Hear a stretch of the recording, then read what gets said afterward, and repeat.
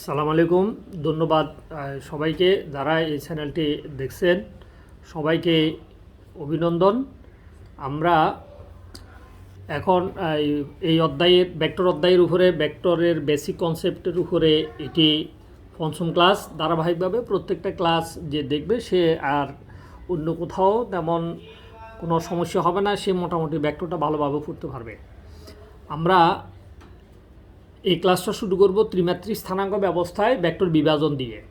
তো ত্রিমাত্রিক স্থানাঙ্ক ব্যবস্থায় ভেক্টর বিভাজন অর্থাৎ একটা ভেক্টর, ধরো আমরা ধরে নিলাম এ একটা ভেক্টর রাশি।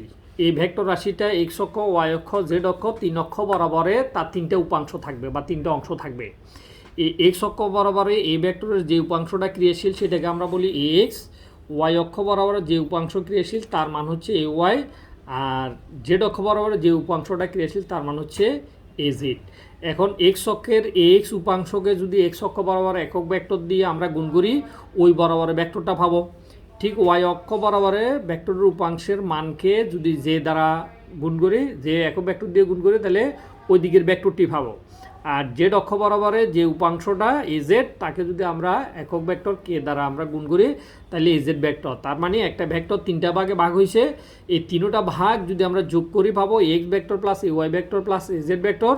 এক্স ভেক্টর সমান হচ্ছে I X plus J A Y vector সমান হচ্ছে J Y plus AZ vector সমান হচ্ছে কে এজেড। তাহলে এটা হচ্ছে ত্রিমাত্রিক স্থানাঙ্ক ব্যবস্থায় এটা যে কোনো ভেক্টর আমরা ধরি না কেন, সেই ভেক্টরটা তিনটা ভাগে ভাগ হবে। এক্স, এ ওয়াই, এজেড তিনটে উপাংশ। প্রত্যেকটা উপাংশকে তাদের ওই অক্ষ বরাবর একক ভেক্টর দিয়ে গুণ করে গুণফলগুলোকে যোগ করলে আমরা ত্রিমাত্রিক স্থানাঙ্ক ব্যবস্থায় লব্ধি ভেক্টরটা পেয়ে যাব। আর লব্ধি ভেক্টরের মান মনে রাখা একেবারে সহজ। ত্রিমাত্রিক স্থানাঙ্ক ব্যবস্থায় লব্ধি ভেক্টরের মান মনে রাখতে হলে আই এর সহগের উপর স্কোয়ার প্লাস জে এর সহগের উপর স্কোয়ার প্লাস কে এর সহগের উপর স্কোয়ার করে বর্গমূল করলে আমরা ত্রিমাত্রিক স্থানাঙ্ক ব্যবস্থায় লব্ধি ভেক্টরের মান পাবো। এখন এখানে মূলত এই হচ্ছে আমাদের লব্ধি ভেক্টর। এই ভেক্টর এক্স অক্ষ, ওয়াই অক্ষ, জেড অক্ষের সাথে আমরা যদি বলি আলফা, বিটা, গামা তিনটা কোণ উৎপন্ন করছে, তাহলে আমরা জানি লব্ধি ভেক্টর এ এক্স অক্ষের সাথে আলফা, ওয়াই অক্ষের সাথে বিটা, জেড অক্ষের সাথে গামা যে তিনটা কোণ উৎপন্ন করে, ওই তিনটা কোণের কোসাইনের মানকে আমরা নাম দিচ্ছি দিক কোসাইন। তাহলে দিক কোসাইনকে এখান থেকে আমাদেরকে মনে রাখা সহজ। এক্স অক্ষ, ওয়াই অক্ষ লব্ধি ভেক্টর এ এক্স অক্ষ, ওয়াই অক্ষ, জেড অক্ষের সাথে যথাক্রমে আলফা, বিটা, গামা যে তিনটা কোণ উৎপন্ন করে তাদের কোসাইনের মানকে দিক কোসাইন বলে। তাহলে এক্স অক্ষের দিক কোসাইন হচ্ছে কস আলফা। এটা আমাদেরকে একদম মুখস্থ মনে রাখতে হবে যে কোন অক্ষ বরাবরের দিক কোসাইনের মান কি। ওয়াই অক্ষ বরাবরের দিক কোসাইন হচ্ছে কস বিটা, যেহেতু আমরা ওয়াই অক্ষের সাথে বিটা কোণ ধরছি। আর জেড অক্ষ বরাবরের দিক কোসাইন হচ্ছে কস গামা। তাহলে এখন দিক কোসাইনগুলো আমরা নির্ণয় করবো। তোমাকে যে কোনো একটা ত্রিমাত্রিক স্থানাঙ্ক ব্যবস্থায় লব্ধি ভেক্টর দেওয়া থাকতে পারে, সেখান থেকে তোমাকে দিক কোসাইনগুলো নির্ণয় করতে বলতে পারে। তাহলে আমরা যদি দিক কোসাইন নির্ণয় করি, যদি তোমাকে বলা হয় এক্স অক্ষের দিক কোসাইন, তাহলে এক্স অক্ষের দিক কোসাইন পাইতে হলে এক্স অক্ষের উপাংশ অর্থাৎ লব্ধি ভেক্টরের এক্স অক্ষের দিকের উপাংশ নিচে হবে লব্ধি ভেক্টরের মান। অর্থাৎ মূলত কস আলফা সমান ভূমি বাই অতিভুজ। আমাদের সূত্রটা হচ্ছে ওখান থেকে, আমরা মূলত ওই জায়গা থেকে আনছি। অর্থাৎ এখান থেকে যদি এই ভেক্টর থেকে যদি আমরা এখানের উপরে লম্ব আঁকি, তাহলে এইটা হবে আমাদের অতিভুজ। এর মান হবে root over X square plus A Y square plus A Z square. আর এটি হবে আমার ভূমি, এটি হবে এক্স। তার মানে কস আলফা সমান ভূমি বাই ভূমি হচ্ছে এক্স, অতিভুজ হচ্ছে এটা। অর্থাৎ তখন এটার নাম হচ্ছে এক্স অক্ষের দিক কোসাইন।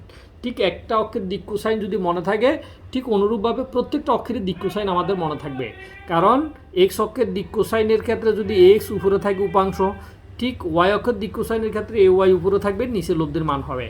আবার ঠিক অনুরূপভাবে জেড অক্ষের দিক কোসাইনের ক্ষেত্রেও একে অনুরূপ, এ জেড হবে উপরে, নিচে হবে root over a x square plus A Y square plus A Z square.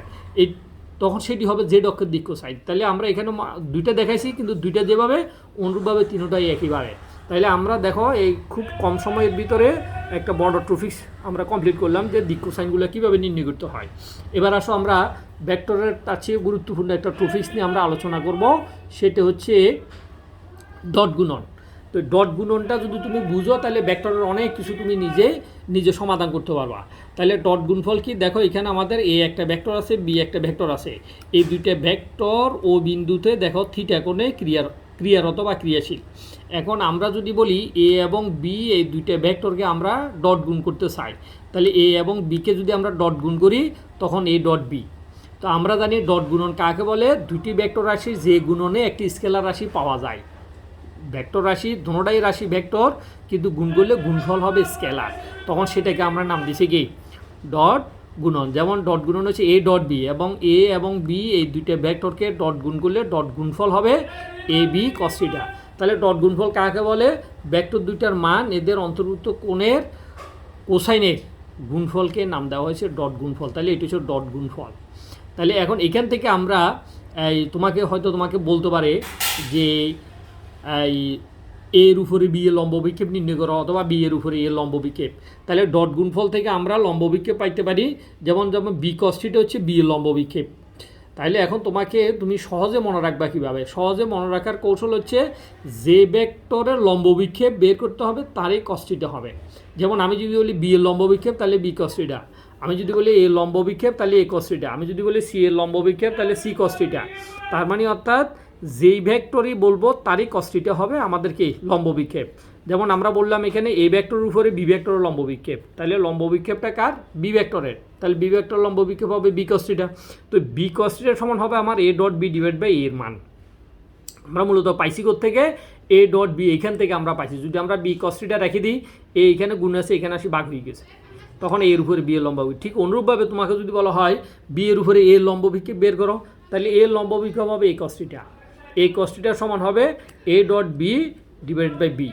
তাইলে আমরা যে কোনো ভেক্টরের লম্ব বিক্ষেপ তোমাকে বের করতে বলতে পারে। এই লম্ব বিক্ষেপটাও আমরা আবার চাইলে ত্রিকোণমিতির সাহায্যে আমরা লম্ব ভূমি অতিভুজ ওখান থেকেও আমরা চাইলে বের করতে পারি। এখন দুইটি ভেক্টর রাশির ডট গুণফল যদি শূন্য হয়, তাহলে আমরা বলবো ভেক্টর দুটো পরস্পর লম্ব, এটা আমাদেরকে প্রমাণ করতে বলে।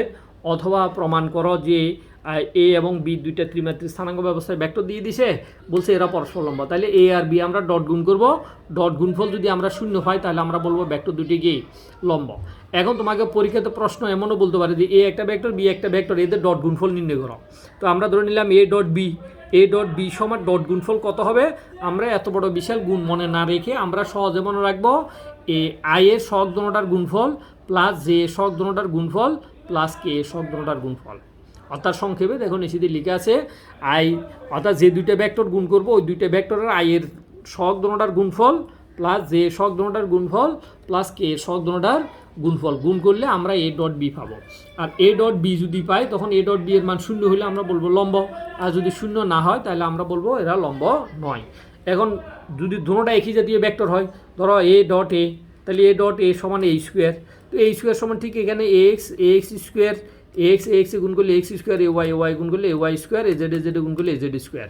তার মানে x square plus A Y square plus A Z square, এটা হচ্ছে একই জাতীয় দুটো ভেক্টর রাশির ডট গুণফল। তাহলে দুটি ভেক্টর রাশির অন্তর্ভুক্ত কোণ নির্ণয় করতে হলে আমাদেরকে এর ডট গুণনের সাহায্য লাগবে, এবং এই সমীকরণ থেকে আমরা নির্ণয় করতে পারবো দুটি ভেক্টর রাশির ডট গুণফলের মান। এখন আমরা এবার আসি গুরুত্বপূর্ণ আরেকটা টপিকসে সরণ ভেক্টর, অর্থাৎ স্থানাঙ্ক ব্যবস্থায় আমরা সরণ ভেক্টর কীভাবে নির্ণয় করতে পারি। দেখো স্থানাঙ্ক ব্যবস্থায় সরণ ভেক্টর ধরো আমরা ধরলাম R1 একটা ভেক্টর, R2 একটা ভেক্টর। R1 ভেক্টরের শীর্ষবিন্দু, R2 ভেক্টরের শীর্ষবিন্দু যদি আমরা যোগ করি তাহলে এই দুইটা বিন্দু হচ্ছে অবস্থানের পরিবর্তন। তো অবস্থানের পরিবর্তনকে আমরা নাম দিছি সরণ ভেক্টর। তো ত্রিমাত্রিক স্থানাঙ্ক ব্যবস্থায় এই সরণ ভেক্টরকে আমরা চাইলে অবস্থান ভেক্টরও বলতে পারি, আমরা চাইলে ব্যাসার্ধ ভেক্টরও বলতে পারি। তাহলে আমরা যদি বলি যে R1 ভেক্টর, তাহলে R1 ভেক্টর সমান হবে IX1 plus J Y1 plus কে Z1। আবার যদি ঠিক R2 ভেক্টর বলি ঠিক অনুরূপভাবে R2 ভেক্টর আমরা বলতে পারবো। এরপরে R2 ভেক্টর থেকে R1 ভেক্টর বিয়োগ করলে অবস্থানের পরিবর্তনটা পাবো, অর্থাৎ এই ভেক্টরের শীর্ষবিন্দু থেকে এই ভেক্টরের পাদবিন্দু বিয়োগ করলে যেটা পাওয়া যাবে সেটা হচ্ছে ডেলার হচ্ছে সরণ ভেক্টর। তো ডেলার সরণ ভেক্টর, তাহলে R2 ভেক্টর আমরা এই ভেক্টর থেকে আমরা R2 ভেক্টর নিতে পারি এই IX2 plus J Y2 plus K Z2। তাহলে দুটোটা ভেক্টর একটাতে একটা বিয়োগ করলে I, X2 মাইনাস X1, তারপর এখানে একটা প্লাস হবে plus J Y2 minus J into Y2 minus Y1 plus K Z2 minus Z1। এখানে সবগুলোর মাঝখানে প্লাস হবে, এখানে যদিও সমান চিহ্ন উঠে গেছে মূলত এগুলো হবে কি প্লাস, এই জায়গাগুলো প্লাস চিহ্ন হবে, এটা খেয়াল রাখবো তোমরা।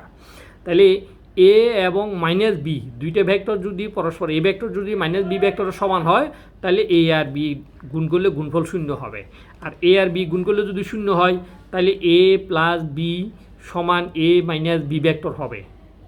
এ প্লাস বি ভেক্টর সমান এ মাইনাস বি ভেক্টর হবে।